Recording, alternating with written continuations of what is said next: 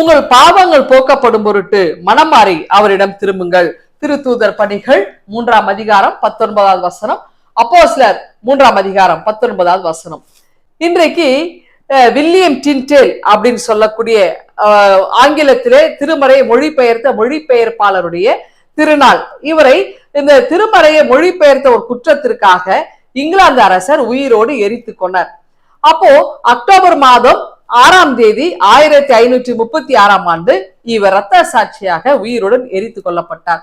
அப்ப அவர் உயிரோடு எரிக்கிறதுக்கு முன்னாடி, அவர் எரிந்து சாம்பலாகிறதுக்கு முன்னாடி என்ன சொல்றாருன்னா, கடவுளுக்கு மன்றாடுறாராம், கடவுளே இந்த இங்கிலாந்து அரசர் மனம் மாற அவருடைய கண்களை திறந்தருளும், எப்படியாவது நீங்க அவரை மனம் மாத்திருங்க அப்படின்னு சொல்லிட்டு அது ஜபமாக அது போய் கடவுளுடைய சன்னிதானத்தில் விழுது. இவரும் எரிந்து சாம்பலாய் போனாருங்க. பாருங்க, அவர் இறந்து 2 வருஷம் கழிச்சு இங்கிலாந்து அரசர் என்ன செய்யறாருன்னா, இதை திருமறையை மொழிபெயர்ப்பு செய்யுங்க அப்படின்னு அவரே என்ன பண்ண அந்த ஆணையை பிறப்பிக்கிறார். அப்படி என்றால் உண்மையிலே ஜபம் கேட்கப்படுகிறது தானே. அப்ப சாகும்போது என்ன மன்றாடினாரோ அது 2 வருடம் கழித்து அது நிறைவேற்றப்படுகிறது. இந்த திருமறையில கூட பாத்தீங்கன்னா பழைய ஏற்பாட்டு நூலான இந்த உபாகமம் நூல், யோசியா அப்படின்னு சொல்லக்கூடிய அரசன் ஆலயத்தை பழுது பார்க்கும்போது அவருக்கு கிடைத்ததாம். அந்த உபாகம நூல், அவர் சிறந்த ஒரு அரசர், அவரை மாதிரி நல்லாட்சி யாரும் புரிய முடியாது.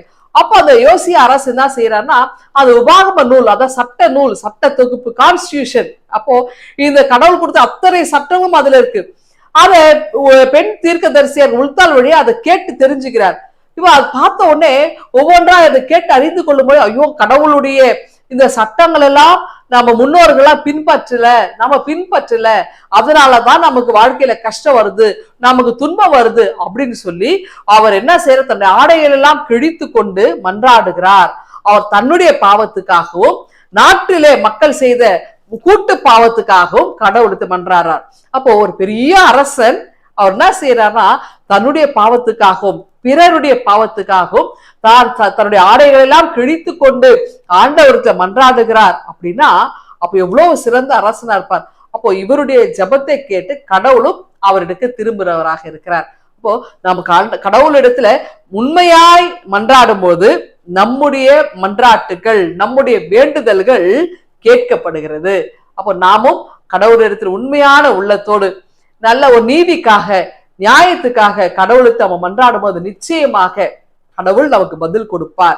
கடவுள் நமக்கு நல்ல பதிலைத்தான் கொடுப்பார். ஆகவே நீங்க தைரியமாய் இந்த நாளிலே கடவுளிடத்திலே உங்களுடைய மன்றாட்டுகளை, உங்களுடைய விண்ணப்பங்களை தெரிவிங்கள். கர்த்தர் உங்களுக்கு நிச்சயமாய் வாழ்க்கையில பெரிய காரியங்களை செய்வார். இந்த சிந்தனையோடு இந்த நாளை நீங்கள் துவங்குங்கள். ஆண்டவர் உங்களை ஆசீர்வதிப்பாராக.